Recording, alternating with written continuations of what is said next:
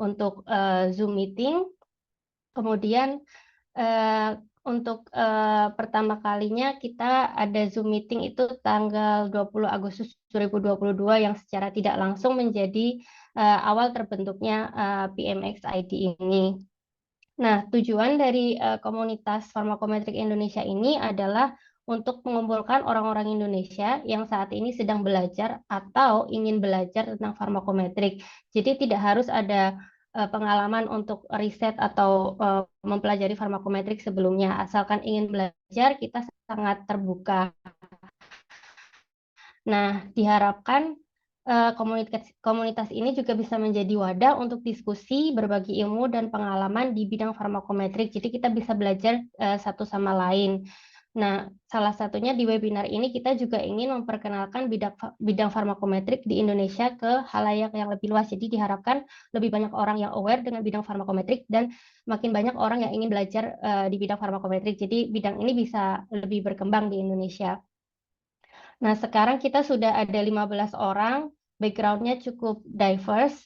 Ada yang saat ini sedang menempuh studi di luar negeri di bidang farmakometrik, ada juga yang sekarang jadi dosen di beberapa universitas di Indonesia, ada juga yang sedang postdoc, ada juga yang sedang aktif menjadi klinisi, jadi spesialis farmakologi klinik di rumah sakit, dan ada juga yang sudah menjadi profesional di bidang modeling. Jadi nggak harus ada background sebelumnya untuk belajar farmakometrik karena beberapa dari member yang sudah ada juga mereka punya riset mungkin yang lumayan berkaitan dengan farmakometrik, misalnya TDM atau farmakokinetik dan lain sebagainya. Itu juga bisa kalau misalnya mau bergabung. Nah, untuk kegiatannya sendiri, kita biasanya ada meeting 1 bulan sekali. Di situ kita sharing tentang PhD position, postdoc position, atau course atau conference yang relevan di bidang farmakometrik. Nah, setiap meeting bulanan itu kita juga ada acara internal sharing session. Jadi salah satu member akan sharing entah itu tentang proyek yang akan dilakukan atau yang sedang dilakukan atau yang sudah selesai dilakukan. Jadi harapannya teman-teman yang lain juga bisa belajar satu sama lain atau mungkin bisa memberikan feedback tentang apa yang kira-kira bisa diimprove dari proyek tersebut. Selain itu juga kita mencakup beberapa topik juga seperti sharing tentang physiology based pharmacokinetic modeling, ada yang sharing juga tentang bagaimana pengalamannya mengajar farmakometrik di undergraduate study, dan dari beberapa dari kami penelitiannya ada yang mencakup di beberapa disease area seperti TB, HIV, atau malaria, tapi kalau misalnya ada teman-teman atau rekan-rekan semuanya yang ingin membawa istilahnya disease area yang baru, juga kita sangat welcome. Kalau misalnya memang belum ada project yang bisa di-share, kita juga bisa diskusi tentang sebuah paper yang relevan tentang bidang farmakometrik sebagai jurnal club. Nah, untuk teman-teman yang sudah hadir di suatu conference atau course, biasanya kita encourage untuk sharing dan memberikan update tentang apa yang dipelajari di course atau conference tersebut. Jadi teman-teman yang lain juga bisa lebih up to date tentang apa sih yang sedang menjadi hot topic di bidang farmakometrik sekarang.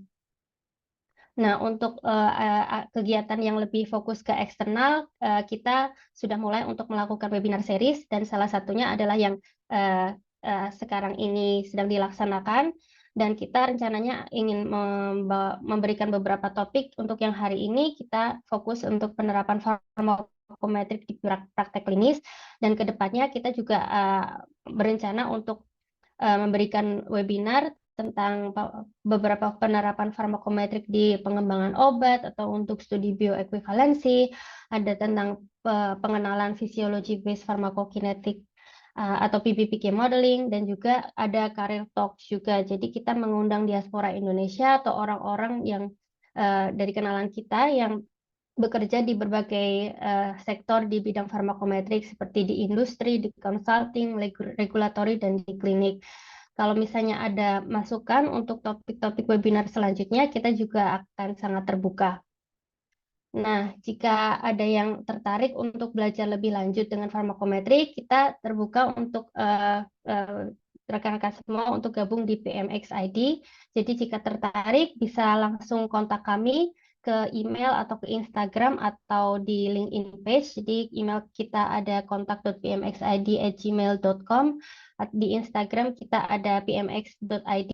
Di sini juga kita bakal juga kadang posting tentang info-info tentang conference atau course atau PhD position, dan juga di LinkedIn page di PMX ID atau Pharmacometric Indonesia.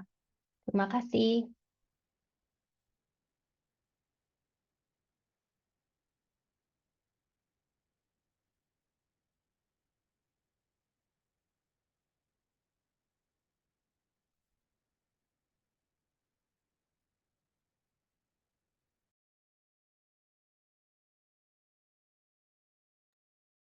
Oke, baik. Mungkin untuk farmakometrik ini mungkin dari audiens, mungkin ada yang mau ditanyakan dulu atau kita lanjut dulu ke materi Ranisa ya kali ya.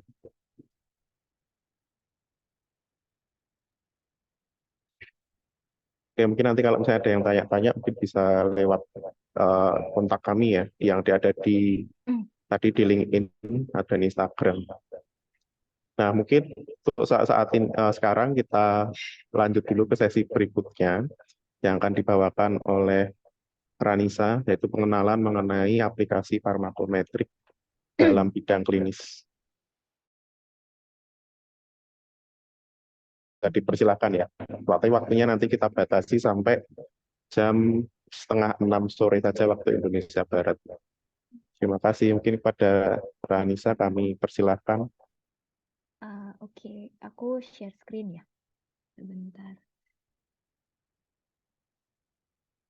Ini sebenarnya sebenarnya saya di sini sharing aja ya, karena saya tahu maksudnya ini kan audiensnya juga mungkin banyak yang lebih paham tentang farmakoklinik daripada saya. Di sini saya ingin sharing sih tujuannya. Kelihatan nggak ya screen-nya? Kelihatan? Nggak? Kelihatan nggak Mas Dion? Kelihatan kok. Oh, kelihatan. Oke.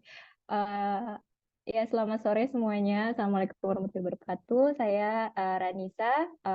Saya PhD candidate in medicine. Karena kebetulan di sini divisi clinical pharmacology di universitas saya itu masuk ke Fakultas Kedokteran. Saya member dari PMX ID yang sudah dijelaskan oleh Mbak Okta ya sebelumnya. Dan di hari ini saya izin untuk sharing terkait aplikasi dari clinical settings. Ini sedikit tentang kurikulum vitae saya. Saat ini saya seorang PhD kandidat. Kebetulan saya risetnya di sini lebih ke arah TB, jadi mungkin nanti ketika saya memberikan presentasi akan ada beberapa obat yang mungkin lebih mengarah ke TB, karena sejujurnya saya familiar sama obat precision dosing di bidang tuberkulosis. Education background saya dulunya lulusan YRC, sudah mengambil dokter, alhamdulillah saat ini sedang menempuh master PhD degree, jadi di combine di Inje University Busan, South Korea. Saat ini saya kalau di Korea itu dia sistemnya kan sambil working ya, jadi saya di sini juga sekalian sebagai clinical research assistant dari Center for Personalized Precision Medicine of Tuberculosis. Mainly kerjaan saya di sini memang conducting therapeutic drug monitoring, dan memang datanya itu dari pasien tuberkulosis langsung yang dikirim ke center kami untuk dilihat apakah terkait pajanan obat, exposure-nya, atau misalkan hasil dari treatmentnya itu apakah memang misalkan si pasien itu ada masalah di treatmentnya, treatment outcome-nya gitu, nggak convert gitu si bakterinya itu biasanya dikirim ke kami, terus nanti kita cek terkait therapeutic drug monitoring-nya. Dan ini ada beberapa publikasi saya, mostly mainly terkait population pharmacokinetic ya. Untuk table of contents, jadi ini adalah 4 key topik yang hari ini akan saya bahas. Pertama itu apa sih precision medicine dan how to achieve it. Yang kedua itu terkait modern informed precision dosing. sebentar aku cari dulu ini laser pointernya mana ya. Yang kedua itu terkait model informed precision dosing dan gimana aplikasi dari model informed precision dosing ini ke therapeutic drug monitoring. Dan saya juga akan bahas tentang apa sih sebenarnya therapeutic drug monitoring itu. Terus what is population PK models and examples of developed models. Jadi karena sebenarnya model informed precision dosing ini pasti salah satunya akan melibatkan population PK models yang more common itu di aplikasi untuk clinical settings. Jadi nanti saya akan sedikit membahas tentang ini, tentang bidang population PK. Dan juga ada real case study. Jadi saya ambil beberapa contoh pasien yang kami bikinkan TDM reportnya dan lumayan menarik case-nya, dan juga ada beberapa pasien yang setelah kita follow up dan setelah kita lakukan therapeutic drug monitoring, kita kasih report, physician-nya itu melakukan si TDM itu, lalu kita ambil follow up TDM dan ternyata responsnya bagus. Jadi nanti saya ajak juga untuk gimana sih kita lihat real case study-nya.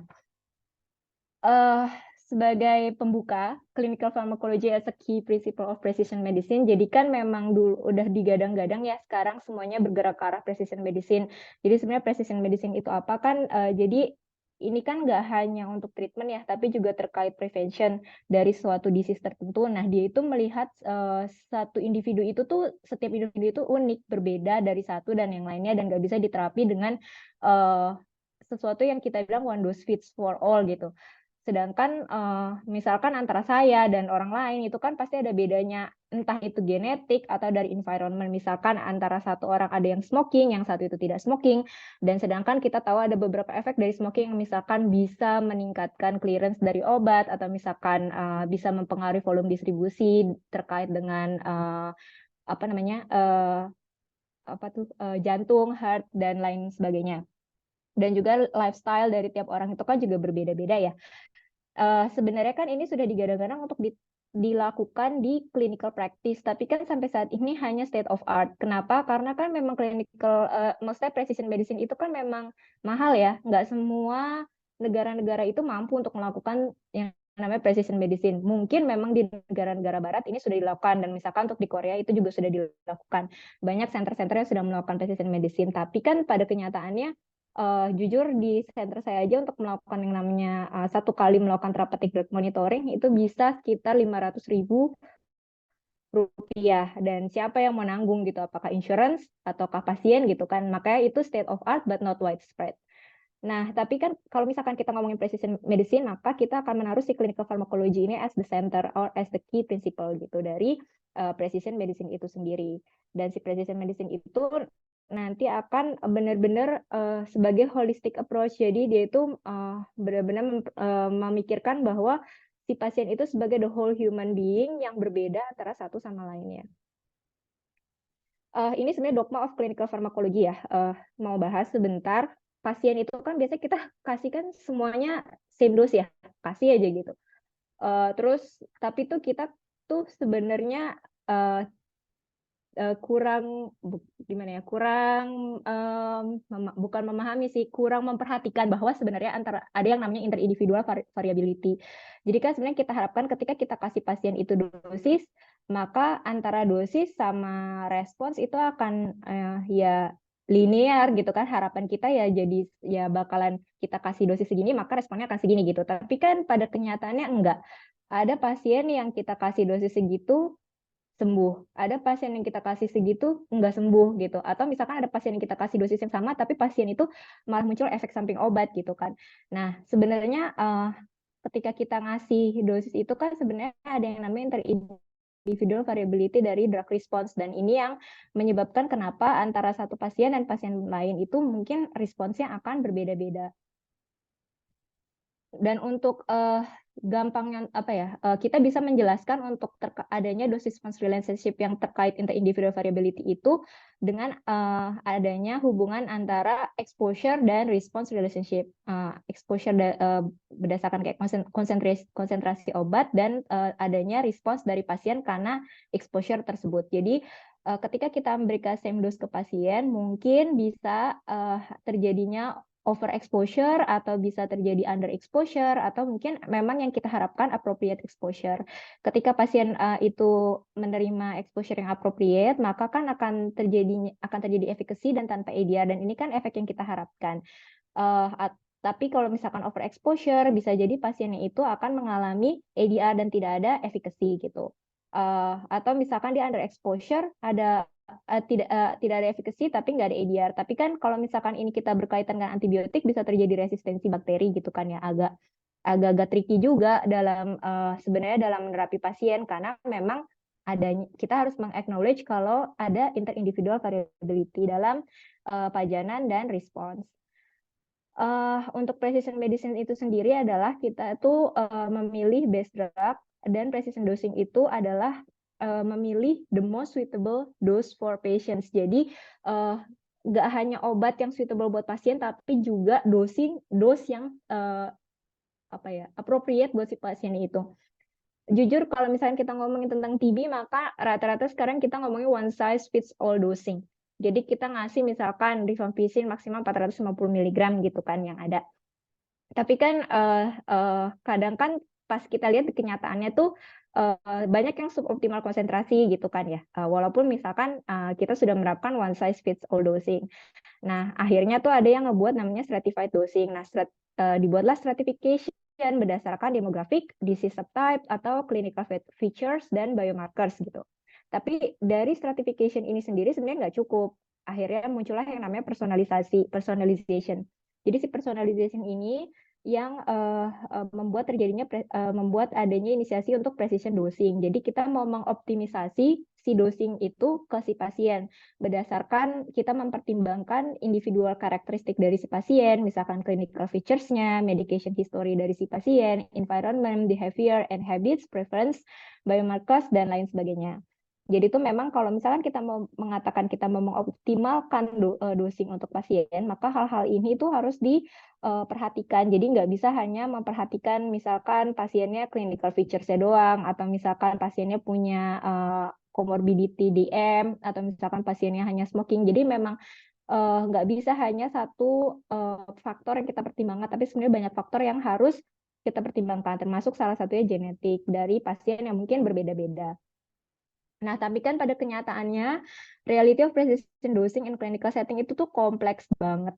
Kenapa? Karena banyak gene-environment interaction, dan sebenarnya juga banyak interaksi-interaksi lain dari segi aging, dari segi comorbidity. Kadang pasien yang udah tua tuh punya banyak komorbiditas, terus kadang tuh pasiennya tuh datang udah severe, atau misalkan pasiennya itu banyak ada yang kidney atau liver function-nya itu nggak bagus, terus polifarmasi, banyak interaksi obat, terus juga kadang ada yang genotypes-nya itu beda-beda, terus juga kan banyaknya kan sekarang clinical trial atau yang kita terapkan itu kan dia pakainya etniknya itu rata-rata Caucasian atau enggak Afrikan ya.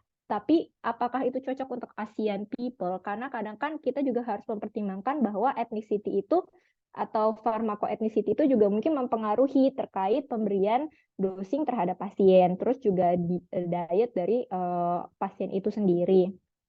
Nah, kita juga harus berpikir bahwa pasien itu kadang suka datang pakai dengan keadaan yang rare condition nih, misalkan genetiknya itu yang jarang, atau combine multiple factors, old age dengan renal hepatic dysfunction, genetic variants yang termasuk rare, atau adanya drug interaction seperti polifarmasi yang tadi saya bilang.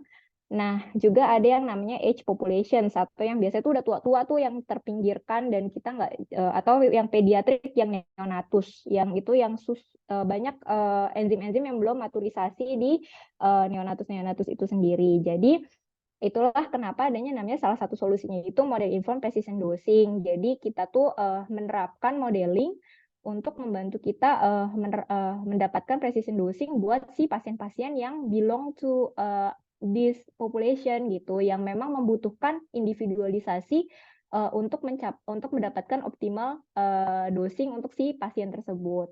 Dan juga si model informed precision dosing ini dia tuh bisa mempertimbangkan juga interindividual variability dari drug response, dan juga bisa menjelaskan untuk terjadi hubungan antara dose exposure dan response relationship.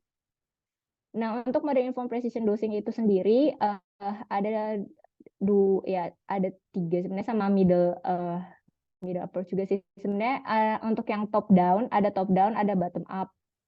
Yang terkenal untuk di top down itu kan biasanya population PK ya. Kalau saya lebih familiar di sini ya, di population PK. Mungkin ada yang lebih familiar di PBPK untuk yang bottom up. Jadi ini ada 2 model informed precision dosing approach yang biasa dipakai. Nah, untuk population PK ini, dia kenapa dinamakan top down, karena biasanya kita tuh dapetin datanya tuh dari clinical dulu, lalu kita akan mengkarakterize PK parameter atau pharmacokinetic parameter dari suatu populasi. Nah, untuk PBPK itu kita kenapa namanya bottom up, karena dia tuh mempertimbangkan juga drug karakteristik, terus ethnicity, terus juga human body secara sistemik, fisiologinya, terus juga gimana cara kita ngasih dosisnya, route-nya, dan frekuensinya, itu juga semuanya dipertimbangkan. Dan kita juga harus tahu tentang physical chemical properties dari si drugnya itu. Nah, tapi kedua model ini bisa digunakan untuk Bayesian dosing algorithm dan juga untuk optimal trial design. Dan kedua model ini tuh bisa dipakai untuk initial dose selection dan juga bisa dipakai buat TDM based dosage adjustment. Tapi kalau saya sendiri lebih berpengalaman ke penerapan population PK di therapeutic drug monitoring based dose adjustment, tapi juga bisa dipakai buat initial dose selection. Jadi nanti saya kasih lihat ya gimana contohnya bisa mendapatkan initial dose selection pakai modeling ini, approach ini. Terus tadi kan udah dijelasin tentang top down, bottom up. Tapi kan untuk limitation dari walaupun misal population PK itu memang yang common untuk diterapkan untuk therapeutic drug monitoring, tapi ada limitation dari population PK itu sendiri. Pertama, dia butuh bigger data, better model, dan baru kita dan juga more meaningful covariance. Jadi the larger the sample itu tuh bakal ngasih juga data yang more precise buat aplikasinya nanti. Terus juga harus dipertimbangkan bahwa interethnic PK difference-nya itu juga harus dilihat. Karena kalau PBPK kan, kalau yang pengalaman saya itu kan dia bisa ada etnik ya. Kita bisa melakukan simulation trial pakai milih etnik gitu. Kalau PBPK enggak, karena kan dia berdasarkan data yang kita dapat. Kalau misalkan kita dapatnya data dari etnik ini, ya berarti PK parameter yang kita dapat ya memang dari etnik tersebut gitu. Etnik misalkan kita ngelakuin trialnya di Afrika, berarti kan itu menggambarkan PK parameter dari si etnik Afrika. Tapi ketika kita mau aplikasi itu ke etnik lain, ya kita harus ngelakuin model tuning, terus kita juga harus mikir juga nih, kalau misalkan di etnik ini tuh banyak genetik ini, kira-kira di etnik saya apakah sama atau enggak gitu. Karena kan itu nanti juga bisa mempengaruhi hasil parameter yang di-characterize-nya. Terus juga underrepresented populations kayak misalkan neonates, itu kan kadang susah ya dapetin datanya. Terus juga critically ill patients kadang juga susah, etiknya juga agak sulit untuk didapat gitu. Untuk ini sebenarnya proses dari gimana kita bisa bisa mengaplikasikan population PK ke model ke clinical setting.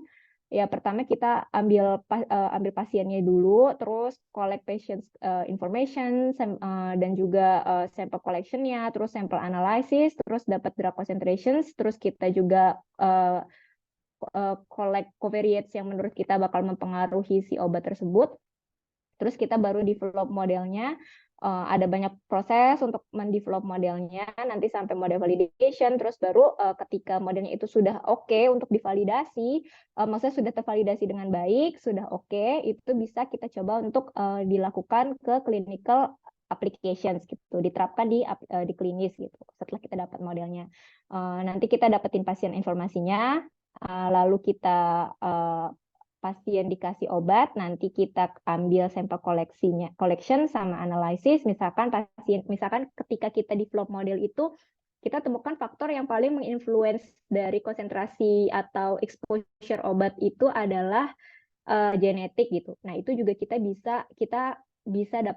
dapetin datanya dan kita juga analisis terkait genetiknya.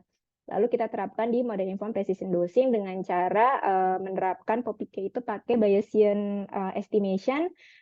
Nanti kita juga bisa ngelakuin dosing simulations buat si pasiennya tersebut. Nah, dari sini kita bisa adjust the dose ke pasien. Nanti kita kita bisa sampaikan reportnya ke klinis DPJP yang bertanggung jawab terhadap pasien tersebut. Jadi goalnya itu sebenarnya untuk individualize the dose from the different non-covariate for each drug to reduce the inter-individual variability through the development of population PK model. Nah, kenapa sih pakai population PK model? Ini kok nggak? Itu penting untuk TDM implementation karena POPIK itu bisa population PK itu bisa explain and quantify the magnitude of the covariate that affect the individual variability. Ini anti-TB drugs ya, maksudnya karena saya mau lebih familiar ke anti-TB drugs, but it's not only about anti-TB drugs, itu juga bisa dilakuin ke obat-obat yang memang dia itu punya apa ya namanya kayak high inter-individual variability. Jadi si obatnya itu memang ketika kita lihat tuh dengan dosis yang sama, dia punya exposure yang kita observe itu tuh beda antara satu pasien ke pasien, antara satu individu ke individu yang lain. Nah, POPIK itu bisa membantu untuk menjelaskan terkait magnitudenya dan covariate yang mempengaruhi si inter-individual variability ini, dan nggak perlu dilakuin ketika pasien mencapai steady state, dan fleksibel juga sampling strateginya, nggak mesti diambil di waktu yang exactly misalkan jam 4 atau jam 2 2 jam setelah obat dikasih atau 4 jam setelah obat dikasih. Juga bisa pakai sparse sampling, jadi nggak mesti full PK sampling atau 12 kali pengambilan, atau misalkan lebih dari 12 kali pengambilan darah gitu. Dan juga bisa comprehensive covariate evaluation, jadi kita bisa ngecek nggak hanya satu covariate nggak hanya satu faktor yang mempengaruhi pajanan obat, tapi kita juga bisa misalkan ketika kita cek di modeling itu nggak hanya misalkan body weight aja, kita juga bisa ngetes genetik apakah bisa menjelaskan terkait inter-individual variability dari pajanan obat itu sendiri. Dan juga interethnic PK difference. Jadi kalau misalkan kita punya dua data dari dua etnik yang berbeda, itu kita bisa lihat dan kita bisa ngetes apakah memang ada yang namanya pharmacoethnicity dari dua etnik yang kita punya datanya. Nah, untuk therapeutic drug monitoring itu sendiri, ini kan sebenarnya adalah suatu tool ya untuk mengavoid suboptimal treatment gitu, konsentrasi. Jadi kita tuh bisa mengestimate patient drug exposure dari plasma yang kita ambil dari pasien gitu. Nanti kita bisa hitung apakah pasiennya itu under exposure atau over exposure, atau memang exposure dari obatnya itu sudah cukup. Nah, nanti ini akan di-compare hasil dari estimate atau measurement kita itu akan di-compare dengan drug specific target. Jadi tiap obat itu kan dia punya target yang beda-beda ya terkait PD-nya, farmakodinamiknya. Nah, itu nanti kita compare sama target tersebut. Contohnya misalkan linezolid. Linezolid itu kan dia rata-rata untuk treatment response, misalkan adverse drug reaction atau efek samping obat itu kan dia lebih dikaitkan dengan sitraf. Jadi nanti ketika kita mengambil data dari pasien itu nanti akan kita bandingkan dari sitraf dari obat tersebut gitu. Nah, si hasil perbandingan antara apa yang kita measure atau apa yang kita estimate dari pasien dan drug specific targetnya itu akan kita pakai untuk adjust the patient's dose-nya itu.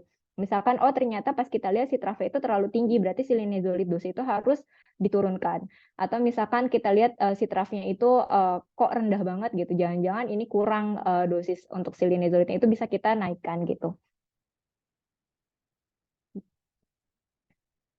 Jadi tuh harapannya nanti yang kita dapetin itu adalah pasien dengan appropriate drug exposure gitu. Setelah kita kasih dose, lalu kita measure, terus nanti kita lihat exposure obatnya. Nah, untuk therapeutic drug monitoring itu sendiri dia ada limit. Dia itu kan sebenarnya menerapkan bisa menerapkan limited sampling strategi. Jadi sebenarnya untuk idealnya untuk mengukur exposure obat itu kan idealnya itu kan ngambil full PK sampling. Tapi kan full PK sampling pasiennya nggak mungkin dong kita suruh hospitalize selama 1 hari penuh terus kita ambil berkali-kali gitu. Misalkan mau 12 kali sampling buat menghitung exposure AUC 0 to 24 hour kan ya enggak, ya maksudnya pertama costly karena kan banyak banyak ngukur konsentrasinya, ngambil darahnya juga banyak, terus bayar personilnya juga kan mahal gitu kan, terus juga belum biaya hospitalization si pasiennya kan mahal banget gitu untuk penerapannya, dan itu tuh nggak visible juga, pasiennya juga nggak akan mau diambil darah sampai 12 kali. Jadi tuh si therapeutic drug monitoring ini juga bisa dilakukan dengan metode yang namanya limited sampling strategi untuk mengestimate si patient's drug exposure-nya itu sendiri. Nah, limited sampling strategi itu ada dengan menggunakan linear regression strategy atau pakai model based Bayesian forecasting, atau yang menggunakan yang population PK atau menggunakan PBPK itu. Nah, kayak seperti yang kita lihat di sini kan, kalau misalkan intensive sampling itu sebenarnya perhitungan ini juga bisa didapat dengan limited sampling. Nah, kalau pakai linear regression strategi itu kekurangannya adalah kita tuh harus ngambil itu di fixed sampling time. Sedangkan kan kadang gini, pasien misalkan kita suruh datang jam 2, apakah dia akan datang di tepat jam segitu? Itu kan kadang nggak bisa diprediksi ya. Di Indonesia kan kadang suka macet, kadang pasiennya lupa, kadang pasiennya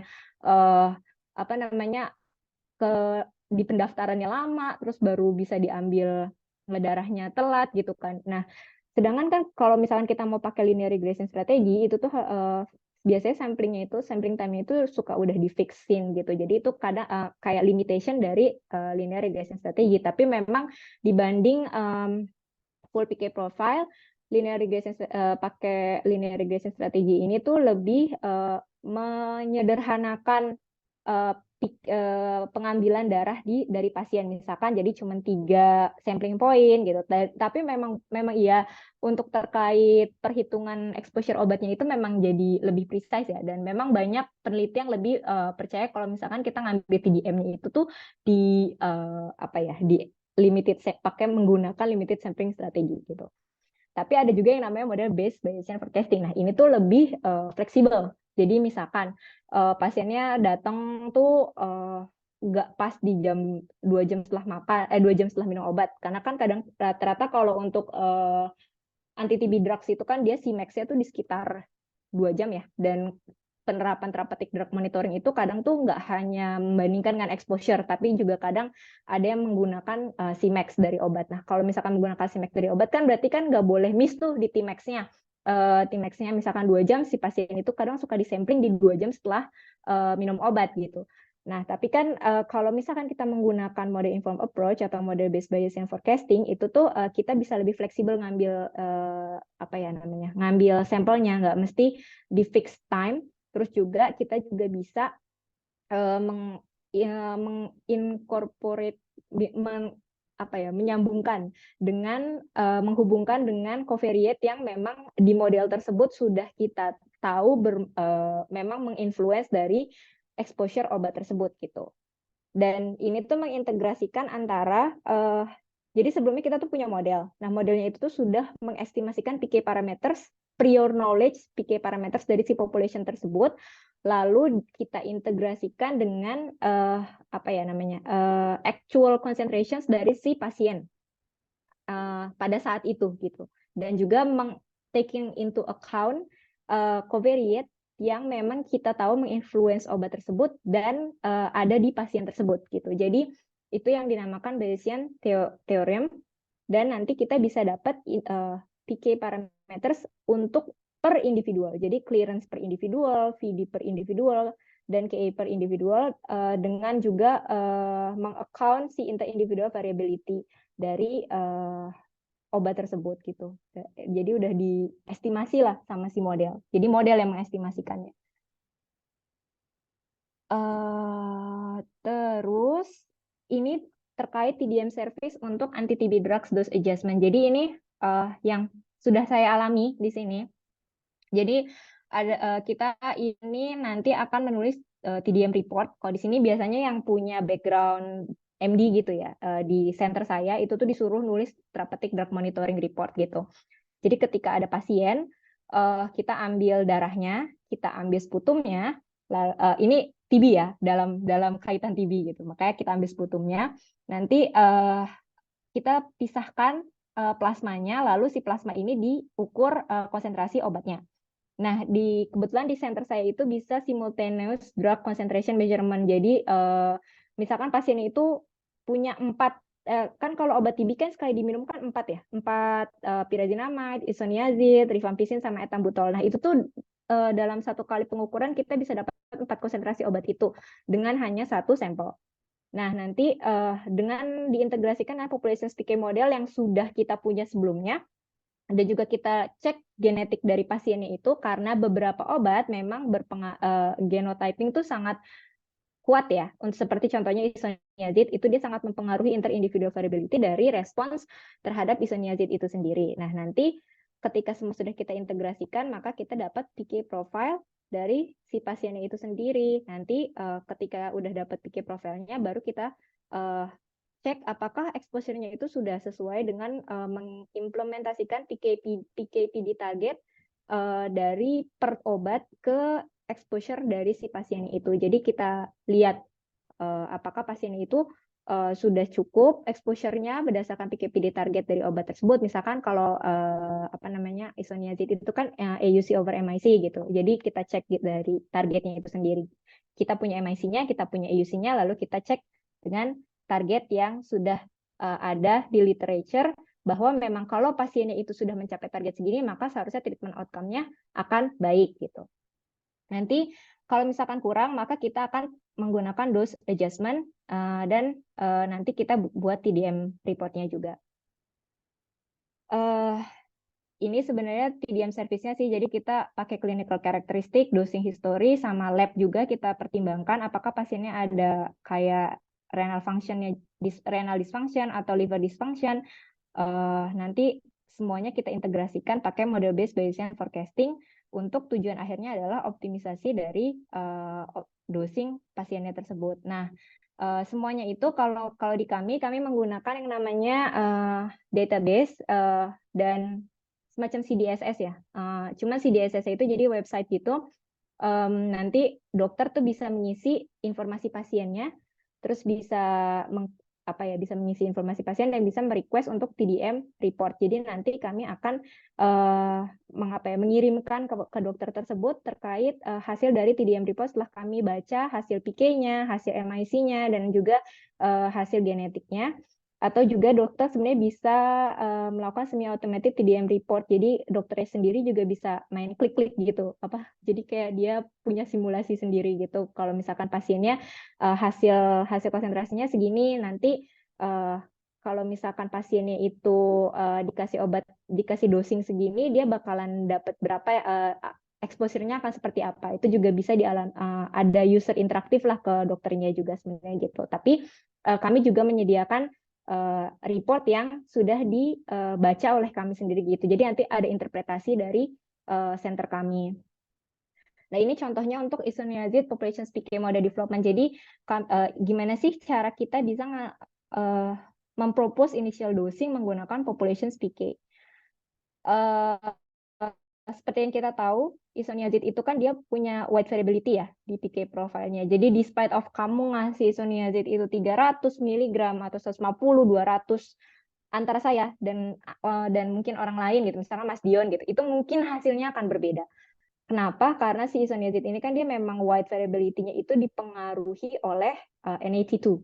Jadi 80-90% dari isoniazid itu dimetabolisme oleh NAT2, dan NAT2 itu sangat dipengaruhi oleh genetic polymorphism. Dan genetic polymorphism dari NAT2 itu ada trimodal distributions. Sebenarnya ada 4 sih. Satu lagi ultra slow acetylator. Jadi rapid, intermediate, sama slow acetylator. Cuma antara slow acetylator dan ultra slow acetylator kadang suka dibedain, kadang suka digabung jadi slow acetylator.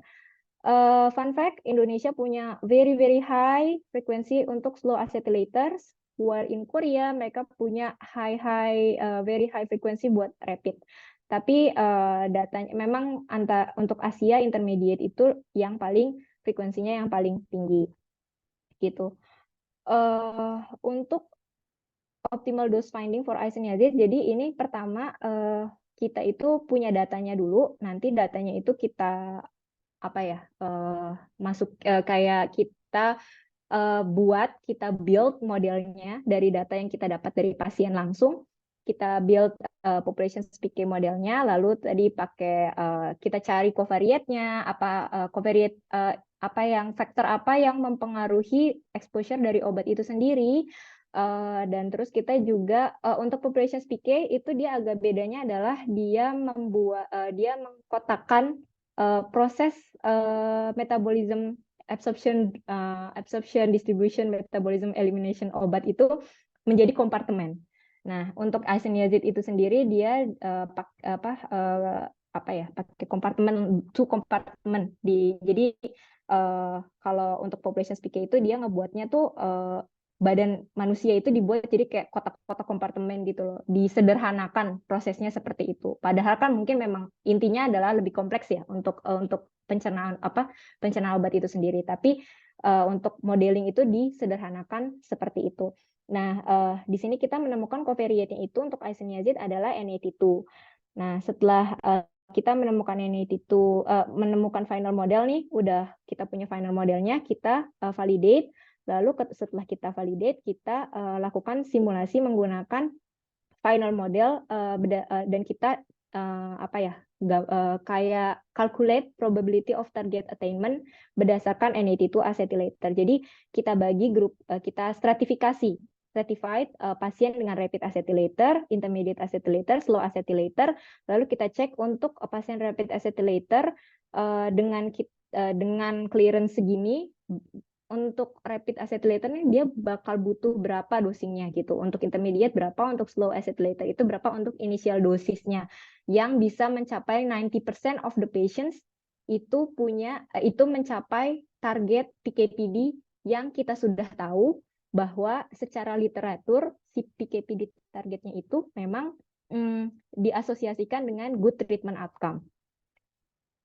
Untuk ini hasil untuk rapid intermediate slow acetylator berdasarkan stratifikasi. Jadi kalau misalkan berdasarkan perhitungan dengan tadi kalkulasi probability target attainment lalu cumulative fraction ratio itu 400 mg, 300 mg dan 200 mg untuk rapid, intermediate, and slow acetylator. Jadi kalau misalkan kita mau si pasiennya itu mendapatkan good treatment outcome, maka untuk pasien dengan rapid harus dikasih 400 mg. Kenapa? Karena pasien dengan rapid itu dia metabolismenya cepat.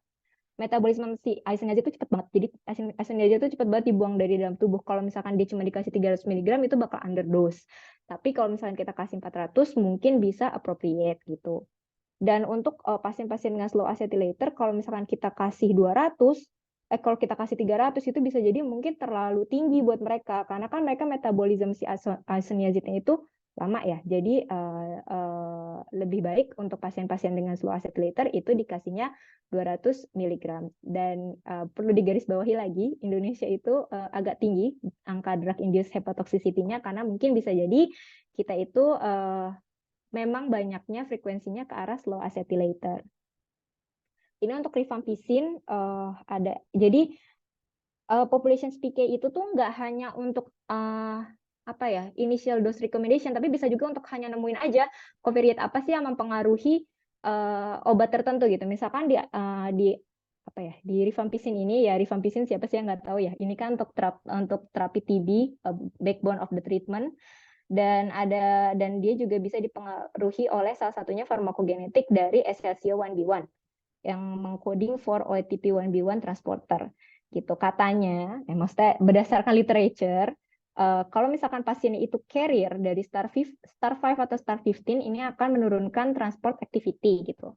Jadi akan jadi si exposure dari si rifampicin itu akan meninggi. Dan ada report juga yang mengatakan bahwa SLCO1B1 star 15 kalau si pasien itu membawa SLCO1B1 star 15 maka itu akan meningkatkan kemungkinan terjadinya drug-induced liver injury dari rifampicin gitu.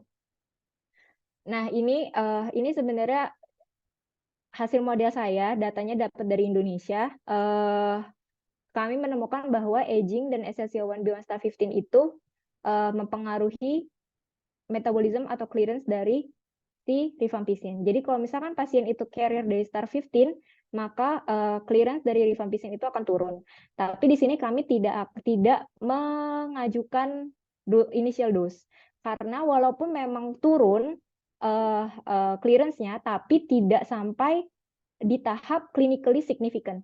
Jadi agak beda ya. Kalau N82 tadi tuh dia memang clinically significant. Kenapa? Karena 80-90% isoniazid itu di metabolisme sama N82. Jadi kalau ketika ada genetic polymorphism di N82, maka itu akan sangat berpengaruh buat exposure-nya isoniazid. Tapi kalau di rifampicin, yes, itu memang berkurang. Kalau misalkan pasien itu carrier STAR15, yes, itu akan berkurang untuk dari segi clearance, tapi tidak akan membuat sampai itu sangat clinically significant banget gitu, sampai akan terlihat secara fenotype di klinikal gitu, enggak. Jadi ini hanya untuk mengatakan bahwa oh iya memang menemukan bahwa memang SLC01B1 itu berpengaruh loh terhadap metabolisme dari si rifampicin itu sendiri. Terus how to get the models for MIPD based TDM implementation. Jadi pertama kita bisa pakai publish POPIK model. Tapi kalau misalkan kita mau ngambil model informasi mau ngambil POPIK model untuk diterapkan di MIPD based TDM di clinical setting, kalian juga harus mikirin tentang karakteristik dari populations di mana si POPIK model itu dibuat. Kalau misalkan sama-sama di Asia nih, yang ngebuat misalkan Malaysia gitu, misalkan mirip lah ya sama Indonesia gitu, bisa dipakai. Apakah populasinya itu dari healthy volunteer ataukah populasinya itu dari yang mau kita tuju, misalkan TB pasien gitu, karena kan bisa jadi kan ada perbedaan ya, misalkan TB pasien itu kan rata-rata malnourished, mungkin albuminnya itu berkurang. Untuk obat yang seperti rifampicin yang akan dipengaruhi oleh albumin konsentrasi itu kan akan beda banget tuh karakteristik dari PK parameter populationsnya. Kalau misalkan ternyata model yang mau kita ambil nih PK parameter yang kita implement buat si pasien kita, itu ternyata dikembanginnya di healthy volunteer, kan nggak bisa tuh. Jadi kita juga harus ngelihat karakteristik dari populasi si pasien itu, modelnya itu dibuat. Terus juga lakuin model tuning sama karakteristik dari si modelnya itu sendiri, gitu. Itu juga harus dilihat. Misalkan modelnya itu pakai covariate-nya genetik, memungkinkan nggak ya di center saya untuk menerapkan ngambil genetik gitu, ngambil genetik dari pasiennya.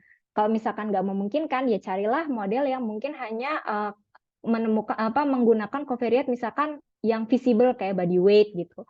Jadi harus dilihat juga nih karakteristik dari si modelnya itu seperti apa, memungkinkan nggak ya untuk diterapkan di setting kita. Terus develop atau pilihan kedua sebenarnya ini paling oke, develop by our own population data. Tapi limitasinya adalah kalau kita mau mendevelop population PK pakai model untuk diterapkan di TDM dari populasi kita sendiri, kita mau buat sendiri, itu tuh akan butuh large data, akan costly dan butuh many human resource. Nah, tapi misalkan kalian milih opsi manapun, itu tuh harus butuh training of human resource untuk conducting the whole process of therapeutic drug monitoring. Kenapa? Karena misalkan kalian mau pakai model, maka kalian butuh juga orang yang paham bagaimana membaca hasil dari si model itu sendiri gitu. Itu kan juga butuh training ya, karena kan hasil-hasil dari hasil yang di generate dari si model itu juga kan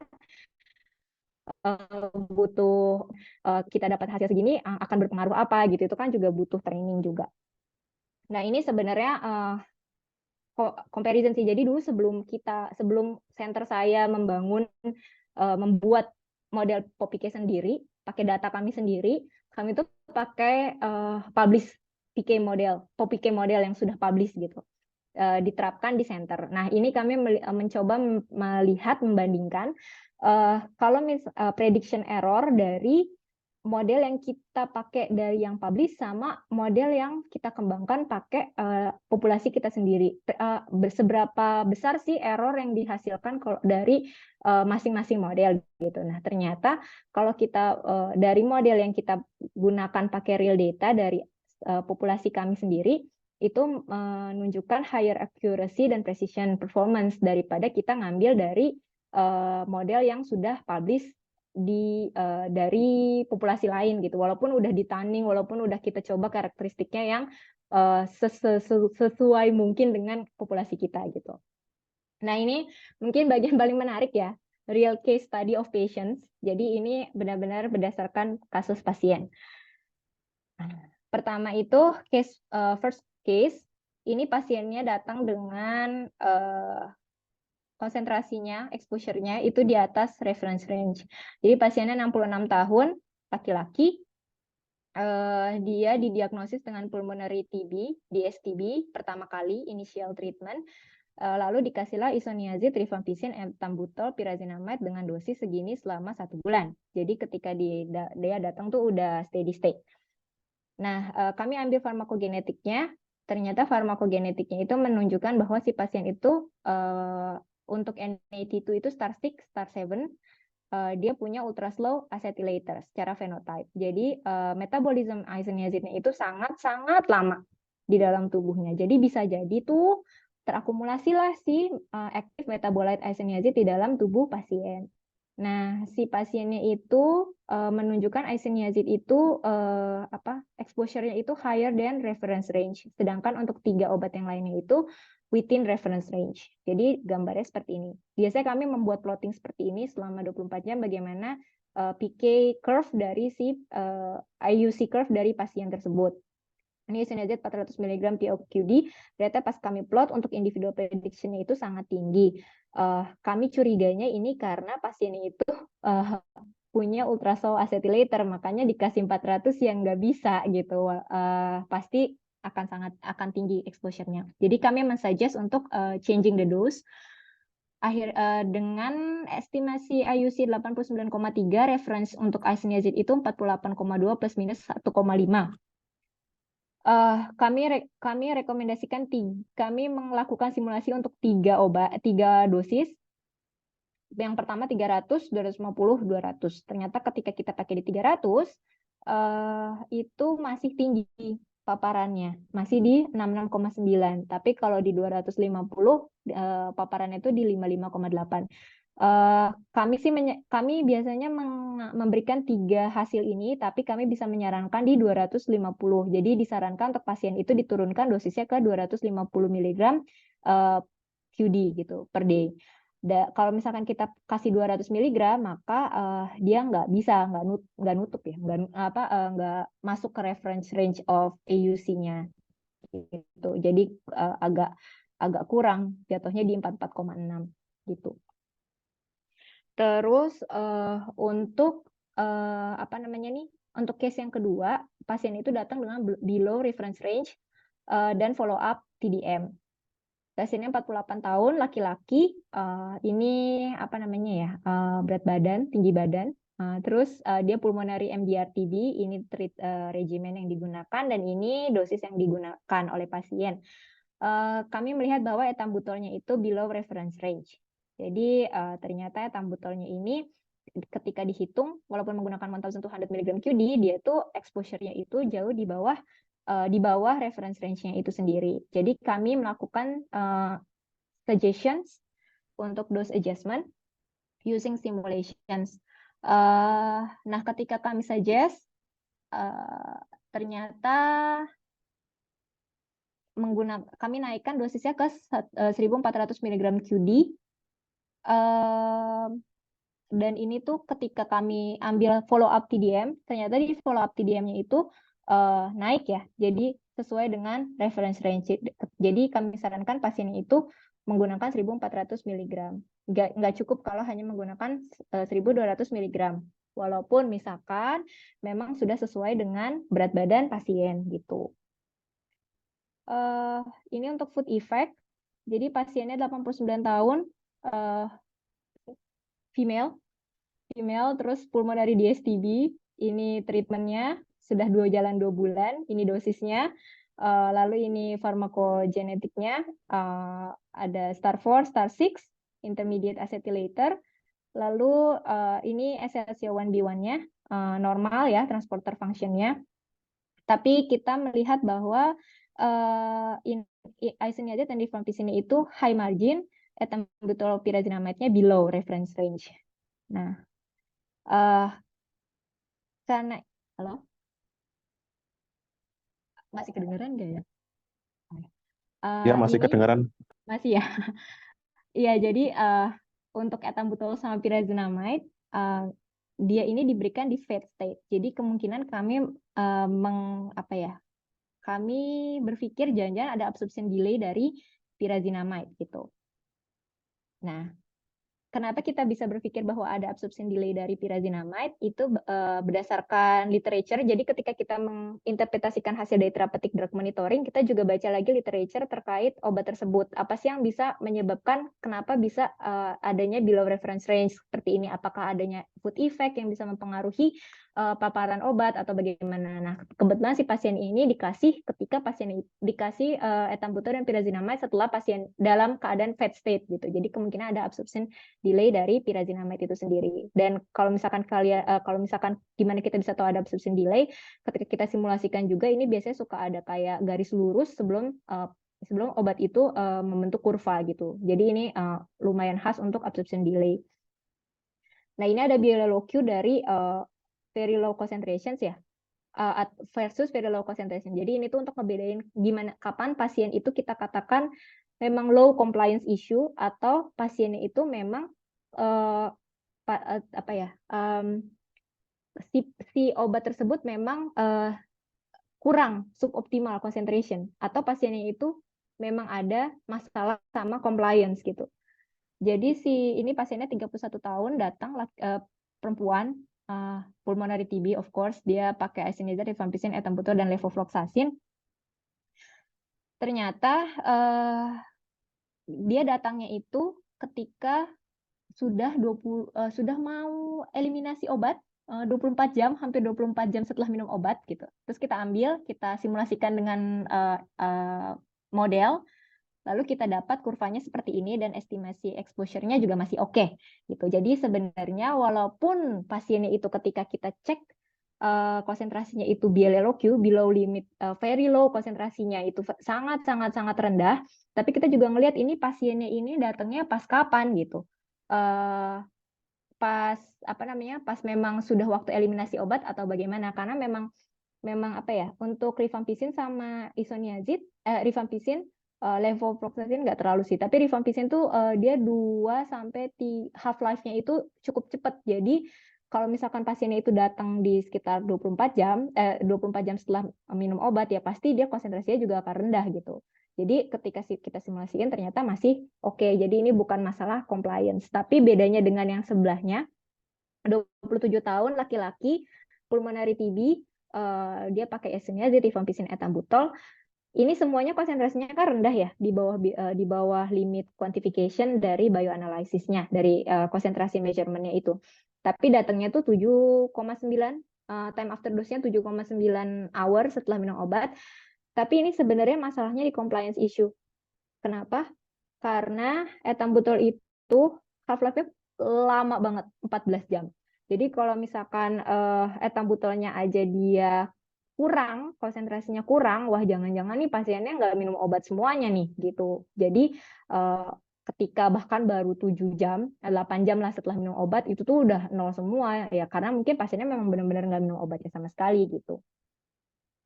Ini untuk DDI, terus follow up TDM. Jadi si pasiennya itu 81 tahun laki-laki, datangnya kok ini ya, low concentration ya, tapi pyrazinamide-nya oke. Isoniazid sama rifampicin sama etambutolnya aja nih yang unexpected low concentration. Nah, si pasien itu tuh pakai Almagate atau apa sih tuh yang apa ya, kayak yang kayak Milanta gitu loh, pokoknya yang dia hidroksi gitu, aluminium hidroksida, pokoknya yang untuk obat GI tract untuk gastritis gitu. Jadi kita suspek jangan-jangan nih ada drug-drug interaction sama Almagate, karena soalnya isoniazid sama rifampicin gitu itu nggak bisa kalau misalkan diminum barengan sama si Almagate ini gitu. Nah, nanti kita suggestion juga bahwa setelah kita stop Almagate-nya, coba di follow up TDM lagi apakah ada perubahan atau enggak. Dan ternyata setelah Almagate-nya itu diturunin, oh ya, etambutol dia nggak bisa diminum bareng sama Almagir. Itu dia naik konsentrasinya. Ternyata memang karena ada drug interaction sama si aluminium hidroksida ini. Pokoknya yang buat obat apa sih itu, obat gastritis itu. Jadi terjadi masalah di absorpsi isoniazid sama etambutol. Jadi ketika kita stop obatnya, maka exposure-nya ya baik-baik aja gitu. Nah, ini example TDM report yang kami buat ya. Di sini kayak gini.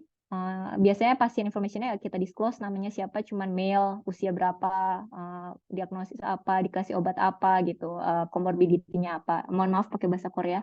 Ini ada pharmacogenomic result-nya juga, sama ada PK result, konsentrasi obatnya. Nah, ini kita gambar si kurva AUC 0 to 24 hour-nya. Jadi si klinisi juga bisa ngelihat, oh ternyata exposure obatnya selama 24 jam seperti ini. Dan kami juga ngasih reference range untuk membandingkan. Terus ini interpretasinya kami juga tulis bagaimana interpretasi dari expert dari TDM ini seperti apa gitu. Nah, juga ada reference kalau misalkan kita mau ngasih interpretasi ini kayak kurang dosis deh, dari mana ya. Terus misalnya kita mau ngomong nih panjang kali lebar, misalkan DM mempercepat clearance dari pirazinamat bla bla bla, itu bisa kita tulis nih reference-nya gitu. Jadi current status-nya gimana dan apa ya, gimana sih implementasi nanti ke depannya, future-nya untuk therapeutic drug monitoring.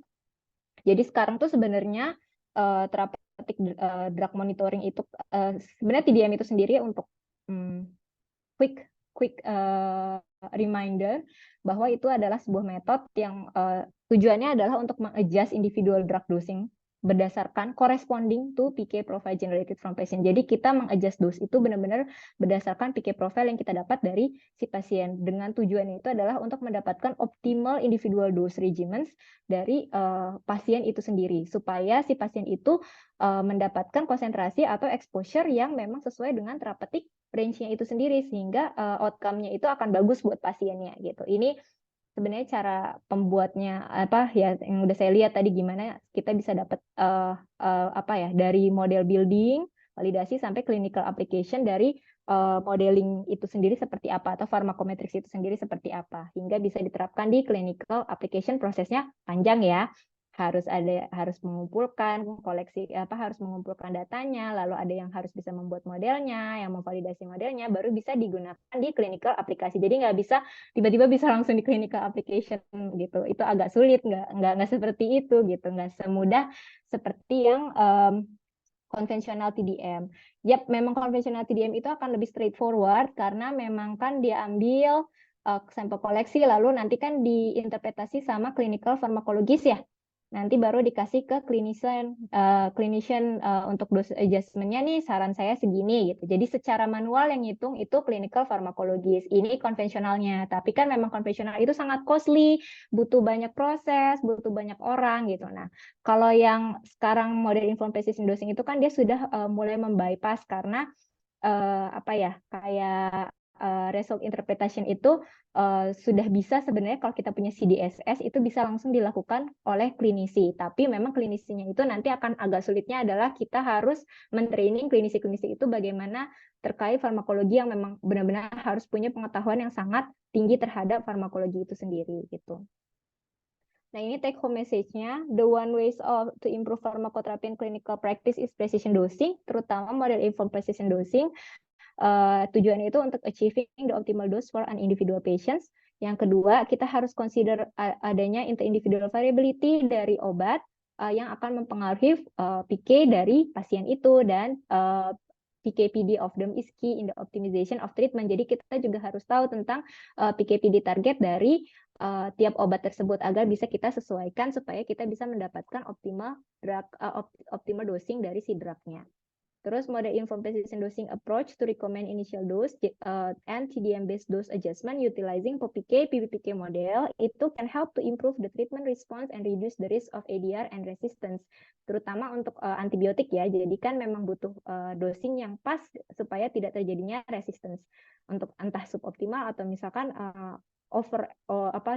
supraoptimal concentrations itu kan juga akan berpengaruh ke ADR. Kalau pasiennya ada ADR kan pasiennya nggak mau minum obat, jadi nanti mungkin terjadinya resistance. Tapi kita juga harus ingat bahwa kita we do not treat the concentrations. Kita tuh bukan menerapi konsentrasinya pasien, tapi kita menerapi pasiennya. Jadi kita juga harus ngelihat respons pasiennya itu seperti apa, walaupun misalkan kita sudah adjust dose-nya gitu. Nggak hanya kayak kurang nih konsentrasinya, jadi kita main naik-naikin aja gitu. Tapi kalau kadang nih misalkan kayak ethambutol,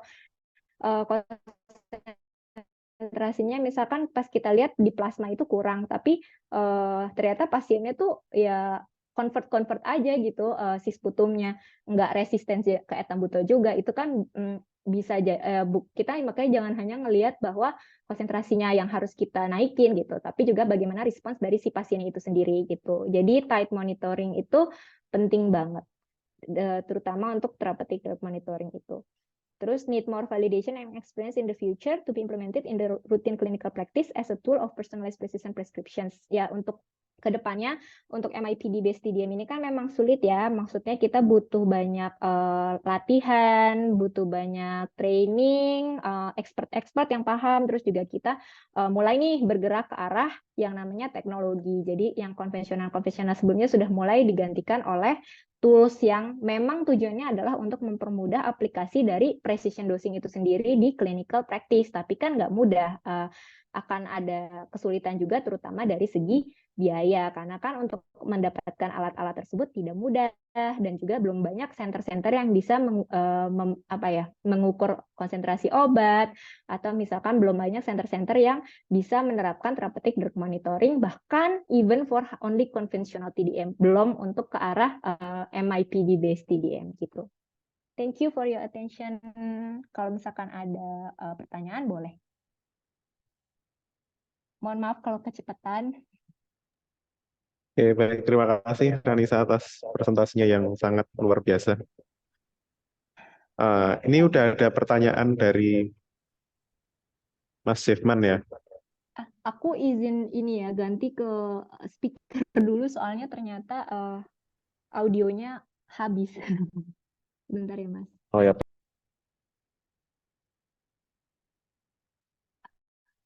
Ganti dulu ke...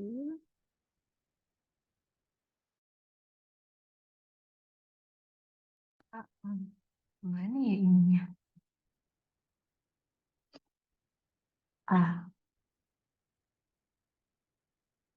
Mas, suara aku kedengeran nggak ya sekarang? ya kedengeran lebih jelas. Oke, oh.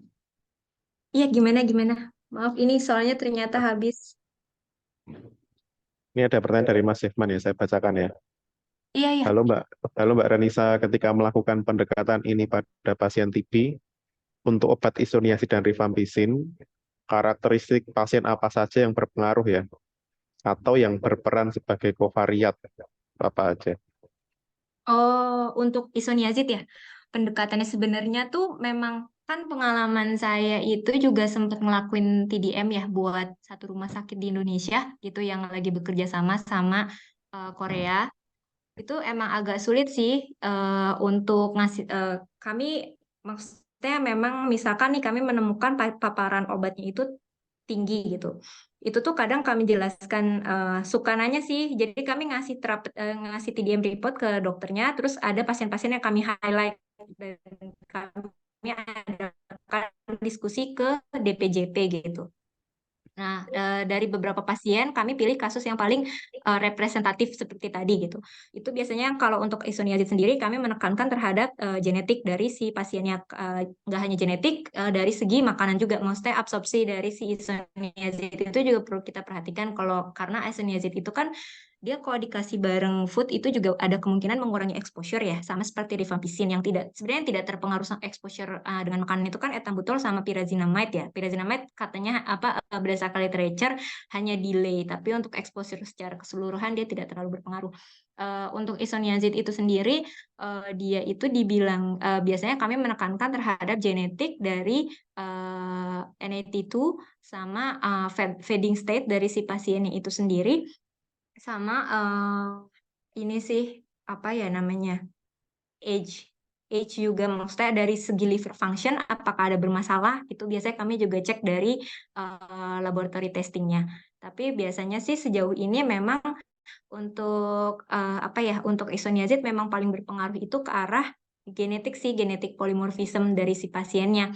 Karena kemarin misalkan nih pasiennya juga ada masalah ke renal function gitu. Renal function itu misalkan pasien itu ada severe renal function, itu kan dia ada uremic condition ya. Si uremic condition itu sebenarnya juga bisa menurunkan acetylation dari NAT2 gitu, acetylation activity dari NAT2. Jadi sebenarnya nanti ujung-ujungnya balik lagi ke NAT2 itu sendiri. Jadi yang kami tekankan atau yang paling kami edukasi ke DPJP itu salah satunya ya hasil dari genetiknya itu gitu. Dan rata-rata memang agak agak curious gitu dengan hasil genetik karena mungkin nggak terlalu banyak dicek kalau di Indonesia kan ya. Kalau misalkan di Korea kan hal kayak gitu udah biasa gitu. Jadi ya kayak mereka udah welcome gitu. Tapi untuk untuk genetik itu sendiri kan masih lumayan baru untuk dicekin di Indonesia gitu. Jadi kita juga harus ngasih pemahaman terkait gimana sih metabolisme dari obat ini dan mana sih yang menurut kita dari metabolisme obat ini yang paling berpengaruh terhadap exposure-nya itu sendiri gitu. Dok, kalau misalkan kurang jelas. Oke, Agak baik, sulit mungkin sih. Iya. Sudah jelas, dari Mas Mas. Jeff, sudah jelas. Mungkin Iya, ada pertanyaan lagi dari audiens. Oh ya, agak sulit memang Mas untuk edukasi karena kan kita biasanya mainnya pakai guideline TB gitu kan, dan biasanya kan kalau udah klinisi, kalau udah terapi, saya biasa terapi segini nggak masalah gitu, misalkan saya terapi pakai dosis segini ini kan udah berdasarkan guideline gitu. Memang sih NAT2 itu sebenarnya udah disarankan oleh WHO, tapi tulisannya kecil banget. Di guideline TB itu kecil banget, cuman di bawah kotak itu satu line gitu. Tulisannya adalah untuk isoniazid disarankan untuk mengecek genetik NAT2 genetik polymorphism apabila terjadi resistensi obat, apabila terjadi ya kayak resistensi obat atau misalkan terjadi adverse drug reaction, baru disarankan untuk diambil therapeutic drug monitoring gitu. Kalau dari guideline WHO yang hanya melampirkan satu sentence terkait itu, seperti itu sih.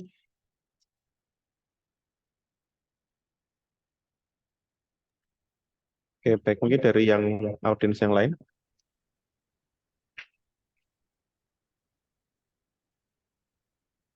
Oke, kalaupun saya ada satu pertanyaan sih sebenarnya. Ya, Jadi Mas. ya untuk pengobatan TB yang menggunakan farmakometrik ini ya, menggunakan adjustment dose ini ya, itu apakah kalau di Korea di sana apakah ada yang namanya cost effectiveness analysis ya? Karena kalau di Indonesia itu kalau mau masuk ke dalam formulir BPJS kan sekarang kan pakai BPJS ya semua ya. Nah, itu harus ada kajian itu. Nah, kalau misalnya dengan yang pengalaman Mbak Renisa apakah sudah ada atau kalau misalnya belum, kira-kira bisa nggak itu dikaji dari sisi cost effectiveness-nya? Jadi tuh menariknya tuh di sini sebenarnya pemerintahnya udah melek ya ke arah sana gitu. Jadi sejujurnya sih di sini sebenarnya kalau saya dengar gitu, kalau misalkan memang itu sudah maksudnya sudah genetiknya sudah secara literature itu strong, kuat, banyak evidence, itu tuh sama sama pemerintahnya tuh udah masuk ke insurance, udah masuk ke coverage dari insurance ya, udah masuk ke coverage insurance. Untuk therapeutic monitoringnya juga udah masuk ke insurance, tapi memang bukan semua obat ya. Setahu saya bukan semua obat, hanya obat-obat yang memang sudah secara evidence itu kuat. Setahu saya untuk TB itu sendiri belum rutin. Yang setahu saya di sini belum rutin karena sebenarnya Korea tuh bukan bukan high burden TB countries gitu. Kalau dibandingin Indonesia yang second number gitu atau ya mungkin sekarang third number atau udah naik lagi jadi second, itu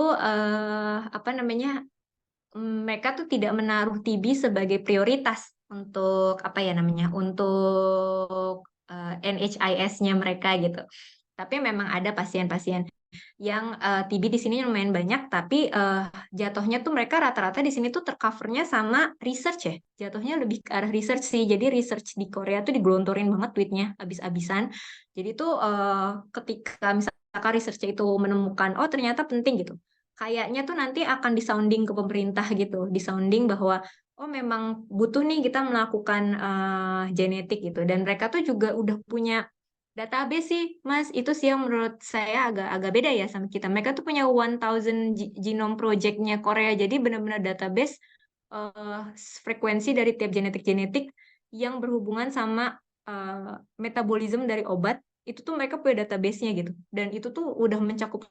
Jadi mereka tuh bisa refer ke si database itu. Rata-rata tuh orang-orang di sini tuh frekuensinya banyaknya apa ya gitu. Udah termasuk NAT tuh acetylator mereka juga udah punya gitu. Jadi mereka dokter-dokternya sih yang saya rasa tuh udah aware gitu. Oh Korea tuh memang banyaknya rapid gitu, rapid acetylator. Jadi mereka sudah lebih aware terhadap suboptimal konsentrasi dari isoniazid itu sih yang saya rasakan. Tapi untuk itu menjadi rutin clinical practice kayaknya belum untuk TB. Untuk TB sendiri kayaknya belum. Untuk masalah gimana mereka mengkaji cost effectiveness-nya, saya kurang tahu bagaimana itu bisa diaplikasikan, tapi untuk genetik dan TDM itu sendiri sudah diaplikasikan di sini, sudah sesuatu yang biasa gitulah. Tapi mungkin bukan untuk TB, biasanya di kayak psikiatrik gitu, psikiatrik drug yang lebih ini ya, lebih rentan gitu, lebih rentan untuk terjadinya DDI, lebih rentan untuk terjadinya SO, efek samping obat gitu. Itu biasanya mereka lebih ke arah sana gitu.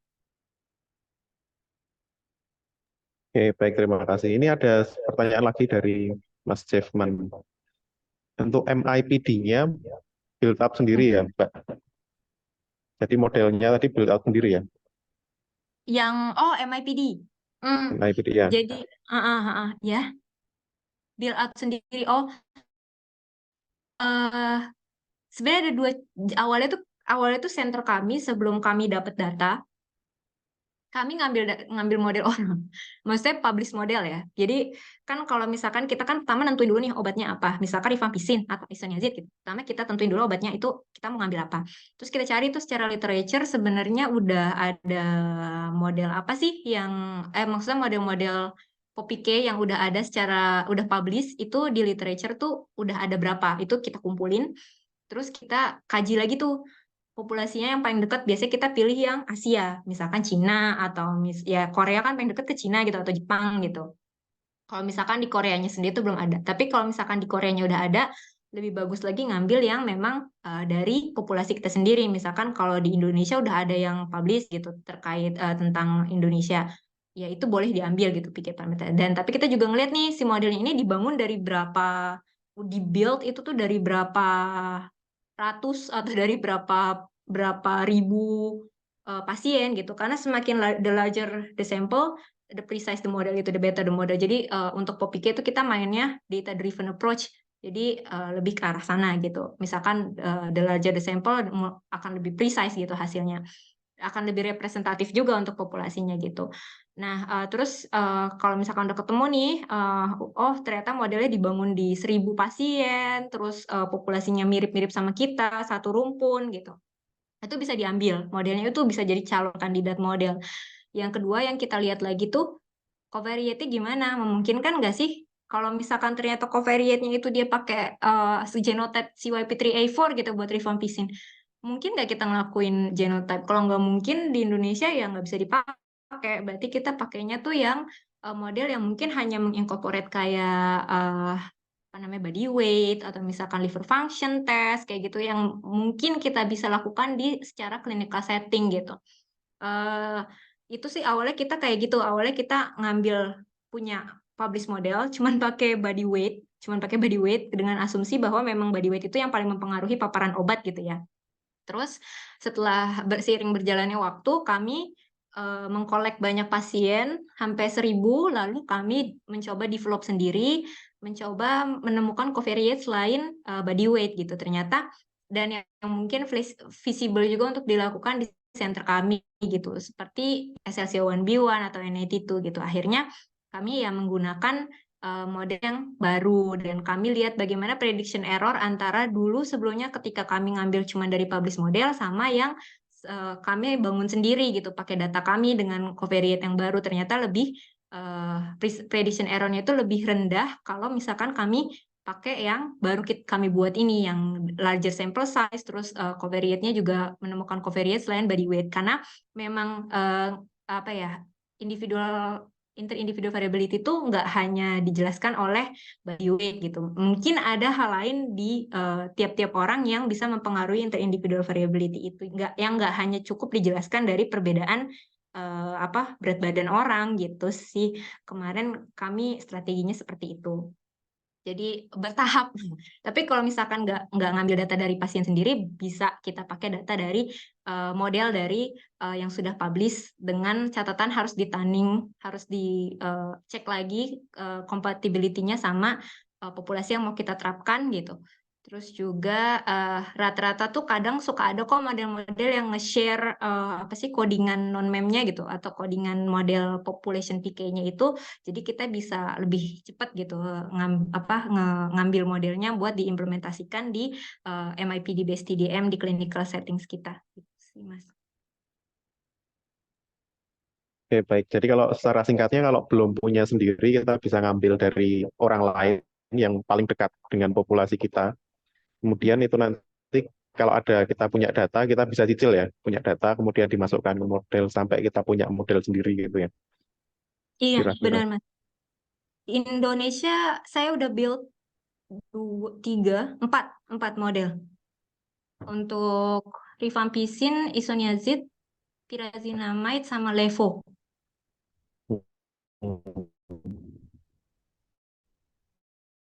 Oke, berarti nanti Sudah. kalau ada yang mau konsultasi bisa nih berarti.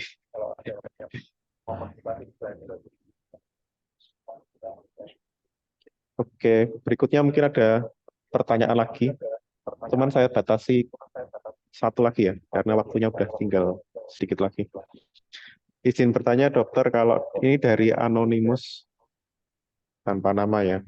Izin bertanya dokter, kalau di Korea Selatan mengenai awareness genetik-genetik tersebut, apakah di vaskes swasta, government, rumah sakit, atau hingga vaskes primer ya dokter?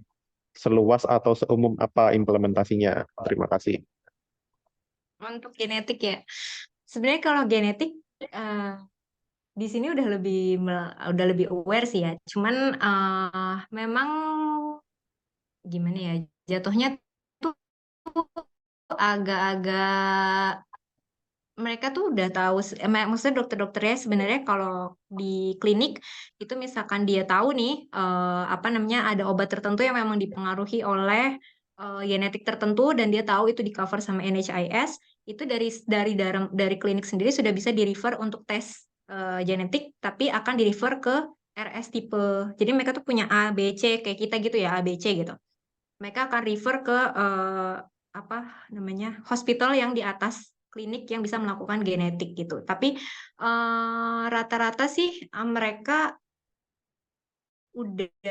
udah lebih paham ya, maksudnya dari segi klinik pun mereka udah aware gitu untuk obat-obat jadi genetik gitu. Tapi nggak semua obat kan, maksudnya nggak semua obat itu memang common untuk maksudnya untuk terkait polymorphism gitu. Nah, yang kayak gitu juga sebenarnya masih kurang sosialisasi juga ke dokter ya gitu. Nggak semuanya mereka hafal terkait, oh ini nih pasti dipengaruhi polymorphism ini. Nggak, hanya teruntuk obat-obatan tertentu yang memang sudah common gitu, sudah luas diketahui oleh banyak orang bahwa memang dipengaruhi oleh genetik gitu. Tapi dari klinik pun mereka udah biasanya mengarahkan untuk di refer ke ke hospital yang lebih gede kalau misalkan tidak ada tidak ada respon yang berarti gitu. Biasanya nanti suka diarahkan untuk ngambil genetik gitu. Tapi biasanya diterapi dulu sama mereka. Udah diterapi, oh nggak ada respon, coba pindah untuk di refer untuk untuk tes genetik gitu. Biasanya dijelasin sama mereka gitu. Oke, mungkin ada satu lagi singkat sekali nih kayaknya. apakah ada tools yang bisa digunakan? Tools itu kayaknya software ya kali ya, Hmm, yang digunakan tools ya. Mm-mm, Oke. toolsnya. Untuk tools population PK itu sendiri banyak. Banyak ya, ada Monolix, ada bisa pakai R juga. Bisa ya R Studio itu Mas Dion nih lebih paham untuk menggunakan R. Eh, Bisa juga pakai sebenarnya banyak sih toolsnya non-mem. Cuman kalau saya pribadi saya lebih apa ya namanya? Lebih familiar sama software non-mem, non-linear mixed effect, nama software ya. Jadi kalau pakai non-mem itu sendiri, non-mem itu dia bisa menghandle apa sih yang sparse sampling itu, dia bisa menghandle sparse sampling juga non-mem itu. Cuman memang agak apa ya? ah, Non-mem itu bisa pakai sparse sampling dan nggak mesti dan lebih fleksibel. Dia bisa menghandle yang fleksibel juga, time samplingnya gitu. Cuman mahal. Mungkin drawbacknya agak agak ke arah sana ya, memang agak lebih mahal. Cuman kayaknya sebenarnya masih lumayan terjangkau sih. Untuk software ada banyak pilihannya, bisa di search di Google gitu, software untuk population PK model. Tapi bahkan untuk di R sendiri pun bisa gitu, di R Studio juga bisa apa pakai apa mendapatkan PK parameters dari population tersebut menggunakan population PK. Tapi kalau untuk R sendiri, Mas Dion kayaknya nih lebih paham terkait penggunaan di R. Oke, baik. Mungkin kita batasi pertanyaan sampai di situ ya. Ini topiknya memang sangat menarik. Hanya saja memang pemodelannya sangat kompleks. Bahkan kalau di kuliah bisa berapa puluh SKS kali ya. Sampai S3 mungkin ya. Oke, Menarik sih Mas mungkin Dion. ya menarik sekali. Kalau di softwarenya memang kalau yang free itu R, tapi codingnya kadang bikin pusing. Hmm. Tapi sudah banyak tersedia juga di GitHub. Kalau mau lihat-lihat bisa juga lihat di GitHub. Kalau di Atma Jaya sih saya kasih sedikit-sedikit ya untuk anak S1 yang masih simpel-simpel aja Hmm. gitu. Nah, mungkin karena waktunya sudah 17.34 waktu Indonesia Barat, mungkin webinar ini akan kami tutup, tapi sebelum ditutup mungkin kita bisa foto bersama dulu kali ya. Mungkin bisa on cam Bapak Ibu dokter mahasiswa yang hadir, kita foto bersama dulu supaya ada dokumentasi.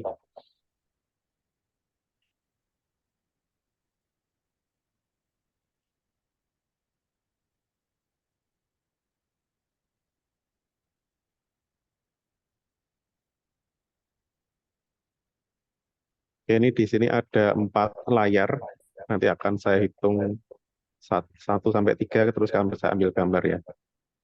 Oke, baik untuk layar pertama saya hitung 1, 2, 3.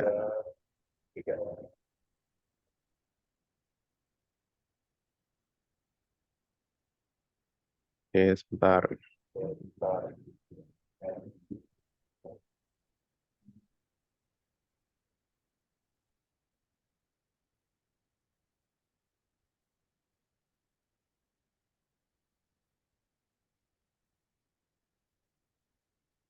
Untuk layar kedua, siap-siap.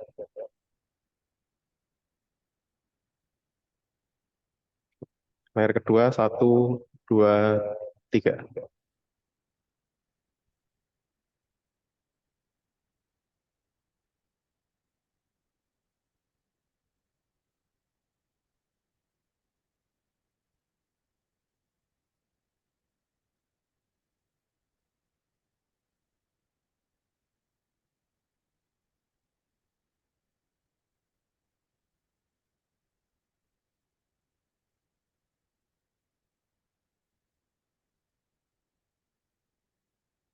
Layar ketiga,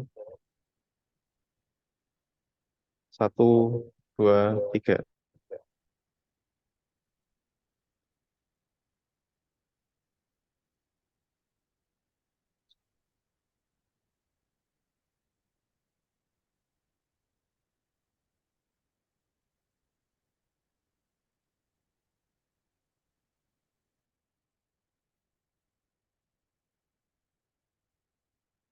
Ini layar terakhir, layar keempat.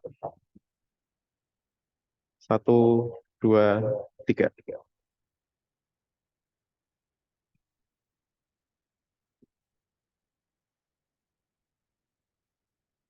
Baik, Bapak, Ibu, dokter, rekan mahasiswa, hadirin sekalian, sekian untuk webinar hari ini. Mungkin ini yang pertama, tapi nanti akan ada kelanjutan-kelanjutan lagi dari kegiatan di BMX ID. Mungkin bisa dinantikan seminar atau webinar-webinar selanjutnya. Oke, baik, selamat sore. Kami ucapkan terima kasih atas kehadirannya dan selamat melanjutkan aktivitas selanjutnya. Sampai jumpa lagi. Terima kasih. Terima kasih ya Mas Dion. Terima kasih semuanya. Terima kasih semuanya. Terima kasih semuanya.